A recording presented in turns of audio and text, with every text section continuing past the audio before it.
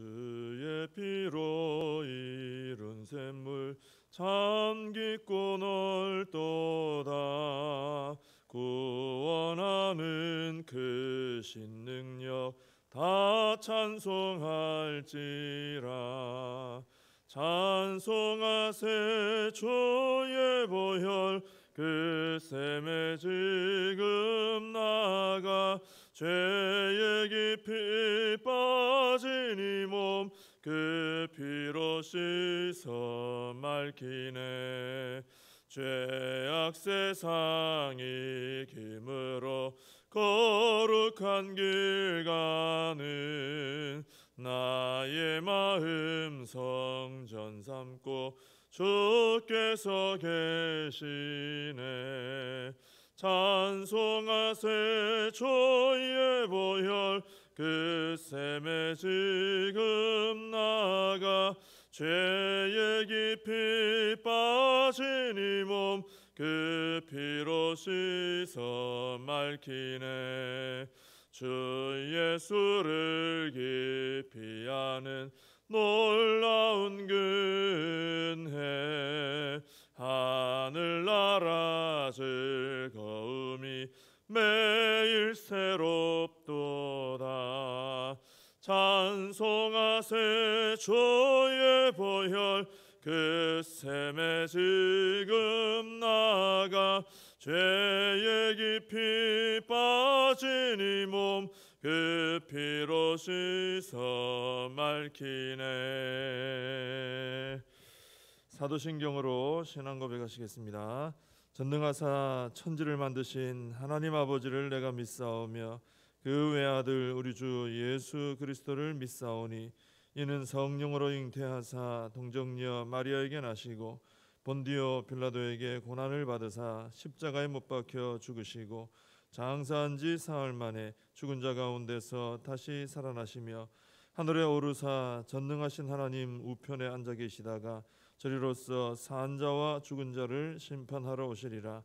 성령을 믿사오며 거룩한 공회와 성도가 서로 교통하는 것과 죄를 사하여 주시는 것과 몸이 다시 사는 것과 영원히 사는 것을 믿사옵나이다. 아멘.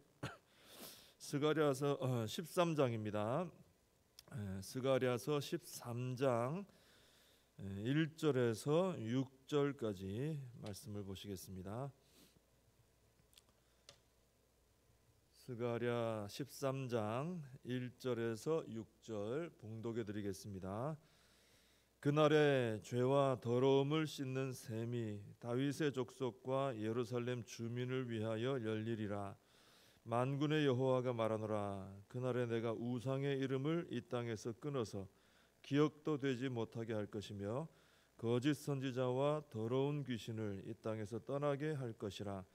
사람이 아직도 예언할 것 같으면 그 낳은 부모가 그에게 이르기를 내가 여호와의 이름을 빙자하여 거짓말을 하니 살지 못하리라 하고 낳은 부모가 그가 예언할 때에 칼로 그를 찌르리라.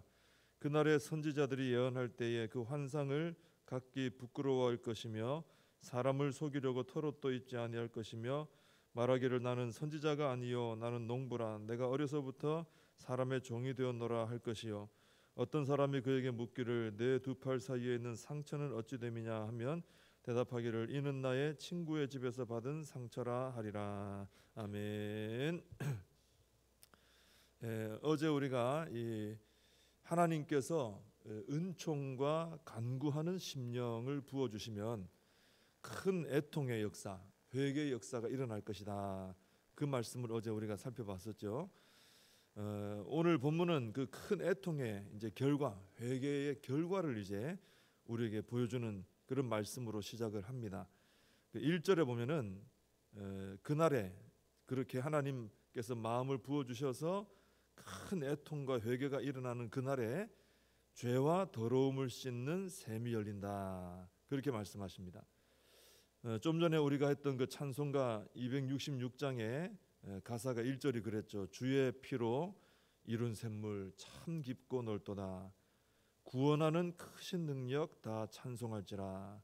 찬송하세 주의 보혈 그 샘에 지금 나아가. 죄에 깊이 빠진 이 몸 그 피로 씻어 맑히네. 이런 가사가 나옵니다. 이 세상에 참 셈이 많죠. 그런데 죄와 더러움을, 이 죄의 더러움이죠, 이 더러움을 씻어 구원받게 하는 셈은 주님의 보혈의 셈밖에 없다 하는 것입니다. 근데 이 셈에는 아무나 들어가 씻을 수 있는 것이 아니고, 오늘 이 말씀처럼 큰 애통을 통해 그 하나님께서 주신 마음으로 내가 죄인이구나 하는 마음으로 가슴을 치면서 애통하고 회개하는 자가 바로 예수 그리스도의 보혈의 셈에 들어가서 씻고 깨끗함을 받을 수 있게 된다라는 것입니다. 지금도 주님의 보혈의 샘물에 들어가는 사람은 누구든지, 누구라도, 어떤 사람이라도 다 죄 씻음 받고 더러움을 씻음 받고 깨끗하게 된다라는 것입니다. 우리가 이제 그런 은혜를 이미 경험한 자들로서 이제 아직도 주님의 보혈의 셈이 여전히 죄인들을 씻는 셈으로 역사하고 있으니 우리가 복음을 전해서 많은 사람들이 이 주님의 보혈의 셈에서 죄 씻음 받는 역사 지금도 일어나야 될 줄로 믿습니다.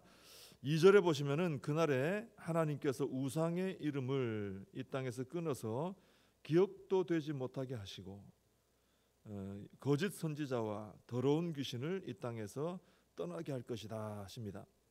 여기 우상 그리고 거짓 선지자, 더러운 귀신, 다 이 이스라엘을 영적으로 괴롭히고 무너뜨렸던 그런 주범들이죠. 지금도 여전히 그렇습니다. 이런 것들이 이제 사실 땅에서 끊어져야 되는 것이죠. 근데 이런 것들이 끊어지기 위해서는 어떤 일이 있어야 되느냐? 어제 우리가 봤던 그 말씀대로 하나님의 은총과 간구하는 심령이 부어져서 큰 애통을 통해 참된 회개의 역사가 일어나야 되는 것입니다. 그러니까 교회 안에서부터 그런 역사가 일어나야 되는 것이죠. 정결함에 하게 되는 거룩함을 회복하는 역사가 일어나야 되는 것입니다. 이런 역사를 통해서 이 악한 것들이 이제 끊어져 나가는 거죠. 우리 가운데 있는 우상들이 깨뜨려져 나가고 거짓 선지자들의 입이 닫혀지게 되고 더러운 귀신들이 발붙일 곳이 없어 떠나가게 되고 우리가 거룩한 회개 역사를 일으켜서 영적으로 새롭게 되면 깨끗해지면은 이런 악한 것들은 떠나가는 역사가 일어나게 된다라는 것입니다. 그래서 우리가 이 말씀을 보면서 참 이 사모하는 마음을 가져야 되겠죠. 하나님, 저희들에게도 은총과 간구하는 심령을 부어 주시옵소서. 왜냐하면 이것은 내가 이 마음을 품는다고 되는 게 아니고 하나님이 부어 주셔야만 되기 때문에 이걸 기도해야 되는 것이죠. 그때 우리에게 하나님이 이 마음을 부어 주신다면은 참 회개의 역사, 큰 애통의 역사. 이게 슬퍼 보이지만 슬픈 게 아니라 그랬습니다. 이건 이 변화되고 새롭게 되기 위한 아주 필수적인 과정이죠. 축복의 어떤 과정과 같은 것입니다. 참된 회개, 애통을 하게 되면은 방금 봤던 것처럼 우리를 힘들게 하는 하나님께로부터 눈이 떠나가게 하는 우상들, 지금도 우상이 얼마나 많습니까? 다 끊어지고 거짓 선지자들 다 끊어지는 역사, 더러운 귀신들이 끊어지는 역사가 일어나게 될 줄로 믿습니다. 3절부터 6절까지는 이렇게 이런 역사들이 일어나게 되면은 그 거짓 선지자들의 얘기가 나오는데 거짓 선지자들입니다. 이 거짓 선지자들이 발붙일 곳이 없어지고 그들의 사역을 스스로 부끄럽게 여기게 될 것이다. 이런 말씀이 나오는 것입니다. 4절에 보면은 거짓 선지자들이 예전에는 환상을 봤다 하면서 이제 큰 소리치고 막 이렇게 했지만 이제는 그것을 부끄러워하게 된다라고 나와 있고요. 또 원래 선지자들이 자기가 선지자인 것을 드러내기 위해서 털옷을 입고 있습니다. 털옷을. 근데 이제는 그 입질 않는다는 거예요. 드러나는 게 부끄러운 거죠. 또 5절에 보면은 자기가 선지자가 아니라 어릴 때부터 농부였습니다. 저는 농부지 선지자 아닙니다. 이거 자기 신분을 속이게 된다는 거죠. 그만큼 이 거짓 선지자들의 활동이 위축이 된다는 것입니다. 이런 회개의 역사, 이 변화의 역사, 정결함의 역사, 이 거룩함의 역사가 일어나면은 이 거짓 선지자들이 이렇게 부끄러워진다는 거예요. 그리고 6절에 보시면 팔 사이에 어떤 상처에 관한 말씀이 나오죠. 이건 무슨 말씀이냐 하면은 이 엘리야 선지자가 갈멜산에서 이 바알 선지자들하고 전쟁할 때 싸울 때 보면 이 바알 선지자들이 계속 바알을 부르다가 나중에 안 되면 뭐 했습니까? 칼로 자기를 몸을 자해를 하는 거예요. 이게 거짓 선지자들은 뭔가 이 없는 신의 응답을 받아내야 되니까 아주 별짓을 다 하는 거죠. 그러니까 자기 몸을 자해합니다. 여기 나오는 팔 사이의 상처에 대한 이 말은 이 거짓 선자들이, 우상 숭배자들이 자기가 숭배하는 신들 앞에서 자해를 했던 그 흔적을 말하는 것이죠. 그래서 누군가가 그렇게 묻는 거죠. 너 선지자 아니라고? 농부라고 네가? 근데 너 그 팔의 상처가 뭐냐? 당신 거짓 선지자 아니냐? 우상 숭배자 아니냐? 하면은 아니요, 이건 친구 집에 가서 놀다가 그랬어요. 그거 아닙니다. 이러고 둘러댄다는 것이죠. 그러니까 거짓 선지자들의 활동이 굉장히 위축이 돼요. 하나님의 그런 큰 회개와 애통의 역사 일어나고 부흥의 역사 일어나고 회복의 역사 일어나면은 거짓 것들이 발을 못 붙인다는 거예요. 이렇게 부끄러워진다는 거예요. 참 이것을 보면서 느끼는 것은 참 교회가 이렇게 위축되는 것이 아니라 이단들이, 말하자면 그죠, 이단들이 이렇게 위축되는 역사가 일어나야 되는 것이 아닌가. 참 어떻게 이 시대에 이단들이 저렇게 막 활개를 치고 우리가 옳다, 우리가 진리다, 이런 일들이 일어나는가 하는 그런 안타까운 마음을 가지게 됩니다. 우리가 그래서 더욱더 하나님의 그런 은혜의 역사, 애통하게 하는 역사, 우리를 거룩하게 하시는 역사, 부흥의 역사 일어나가지고 거짓 선지자들, 이단들이, 잘못된 것들이 오히려 위축되고 부끄러워하고 중단되고 떨어져 나가고 하는 이런 역사가 일어나야 될 줄로 믿습니다. 특히 놀라운 것은 뭐냐면은 3절에 제일 놀라운 것은 자녀가 이런 어떤 하나님의 어떤 이런 은혜가 크게 임하게 되면은 자녀가 이 거짓 선지자 노릇을 하면은 부모가 가서 한마디로 말해서 너 죽을래 하고 이렇게 책망을 한다는 거예요. 너 죽고 싶으냐 이렇게 한다는 거죠. 근데 그래도 자녀가 거짓 선지자로서 예언 활동을 막 한단 말이에요. 그러면 그 부모가 그 자녀를 칼로 찌르게 된다는 거예요. 굉장히 이건 이해하기가 쉽지 않죠. 아유, 아무리 그래도 부모가 자녀를 찔러, 이런 생각할 수 있는 거죠. 근데 사실 출애굽 후에 보면은 금송아지 사건이 일어났을 때 레위 자손이 일어나가지고 칼로 그 백성 중에, 백성이라봤자 뭐 같은 친인척 관계 아닙니까? 다 이스라엘이니까 3,000명을 찔러 죽였어요. 근데 모세는 그것을 두고 뭐라고 했냐면은 여호와께 헌신하게 되었다 하면서 너희들에게 복을 내리시리라 하고 축복을 해줍니다. 이 평범한 눈으로 보면, 일반적인 눈으로 보면 이해할 수 없는 그런 상황인 것이죠.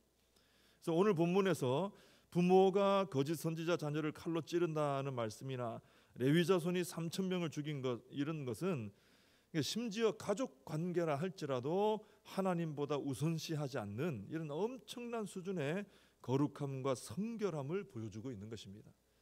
그래서 성경은 보면은 부모를 공경하되 주 안에서 공경하라. 하나님이 먼저시라는 거죠. 예수님께서도 주님께 오는 자가 자기 부모와 처자와 형제와 자매와 더욱이 자기 목숨까지도 미워하지 아니하면 능히 주님의 제자가 되지 못한다. 이렇게 말씀을 해주셨어요. 부모가 자신이 낳은 자녀가 거짓 예언을 할 때, 말려도 협박을 해도 책망을 해도 안 될 때 칼로 찔렀다 하는 이 말이 참 우리가 쉽게 이해할 수 있는 말은 아니지만, 이런 일이 그럼 언제 일어났다 그랬습니까? 하나님의 은총과 간구하는 심령이 부어져서 큰 애통과 회개의 역사가 일어난 후에 이런 역사들이 일어난다는 거예요. 그러니까 큰 애통과 회개를 통해 부흥이 이 땅에 임했을 때 평소에 일반적으로 이해하기 어려운 수준의 그런 거룩함의 역사들, 하나님을 가장 우선시하는 그런 역사들이 일어나게 된다라는 것이죠. 성령이 강력하게 임하셨던 그 초대교회 때를 한번 생각해 보시면요, 성령을 속인 아나니아 삽비라 어떻게 됐습니까? 그 자리에서 그 죄를 드러냈을 때, 인정하지 않았을 때 그 자리에서 즉사했어요. 굉장히 어떻게 보면 무서운 일입니다. 근데 엄청난 수준의 그런 거룩함, 성령께서 꽉 장악하는 그런 거룩함 앞에 이 공동체를 더럽히는 이 죄인들이 단호하게 잘려나가는 것이죠. 생각해 보면요, 이게 맞는 것이 하나님 앞에 죄인이 그냥은 못 간단 말이에요. 그 절대적 거룩함이신 하나님 앞에 죄인이 예수 그리스도의 보혈을 거치지 않고 가보세요. 그냥 죽는 거죠. 이게 이상하다 생각할 거 없어요. 태양 앞에 우리가 그냥 가면 타 죽습니다. 근데 그 태양을 만드신 하나님의 그 거룩함 앞에 죄인들이 다가가면 이건 뭐 견딜 수 없는 것이죠. 이 거룩함을 말하는 거예요. 그런 어떤 평소가 아니라 하나님의 그런 어떤 거룩한 부흥의 역사가 일어난 그 현장에서는 어떤 더러움이나 악함이나 이런 것이 그냥 죽는 거예요. 설 수가 없는 이런 역사가 일어나는 것이죠. 그래서 회개의 큰 역사가 일어나고 우리가 부흥이 임하소서 얼마나 기도할 때 많습니까? 근데 사실 그런 기도는 정말 사모하고 간구해야 되는 기도 제목이죠. 근데 오늘 이 말씀을 볼 때 그것은 그렇게 기도, 우리가 큰 회개의 역사가 일어나길 바라고 부흥이 임하길 바라고 하는 것은 아주 무섭도록 거룩한 하나님의 임재가 있을 것을 예상하고 붙들어야 되는 기도의 제목이라는 것입니다. 부흥이 강력하게 임하면요, 느슨한 거룩함이 자리 잡을 곳이 없어요. 느슨한 신앙이라는 것은 설 자리가 없게 됩니다. 대충 믿는 것이 설 자리가 없게 돼요. 한 발은 주님께, 한 발은 세상에 이렇게 서서 살아갈 수 없게 된다는 거예요. 그런 역사가 일어나는 것입니다. 아주 무서운 그런 강력한 거룩함의 역사가 일어나서 분명하지 않은 것은 다 끊어낸다는 것이죠. 미지근한 것 다 토해내고 분명하지 않은 것은 다 끊어내는 역사가 일어난다는 것입니다. 그러니까 부흥의 역사가 굉장히 사모할 만한 역사이지만 또 그 앞에 우리가 우리 자신을 정말 분명히 돌아봐야 되는 역사라는 것이죠. 그럼에도 불구하고 우리는 이 큰 애통의 역사와 부흥의 역사를 사모해야 됩니다. 이게 너무나 귀하기 때문에. 그래서 우리가 먼저 하나님께서 원하시는 그런 수준의 성결함을 우리가 회복하고, 우리가 회개하고 애통해하고 하나님의 부흥이 임하면 우리가 그렇게 되겠죠. 성결함을 회복하고, 그리고 이 땅 가운데 우상과 거짓 선지자들, 이단들, 그리고 더러운 귀신들의 그 영들이 발붙일 곳이 없어서 떠나가는 역사들, 더러운 것과 모든 이 잘못된 것들이 끊어져 나가는 역사들, 우리가 부흥 가운데 경험하는 은혜가 있어야 될 줄로 믿습니다. 기도하겠습니다. 하나님 아버지, 어제 오늘 이어서 참으로 저희들이 간절히 사모해야 될 그런 놀라운 부흥의 현장을 눈으로 보게 됩니다. 하나님께서 귀한 마음을 부어줬을 때 이 이스라엘 백성들이 하나님 앞에 큰 애통함으로 회개를 하게 되고, 그 회개의 역사 끝에 거룩한 역사들, 부흥의 역사들이 일어나서 악한 모든 것들, 거짓된 모든 것들이 끊어져 나가는 역사가 일어나게 되는 것을 보게 됩니다.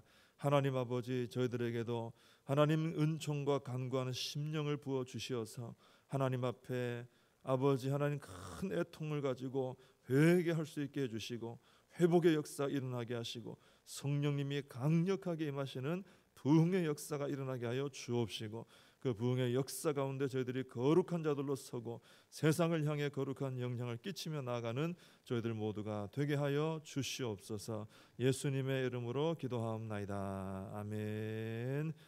주님과 주신 기도로 예배를 마칩니다.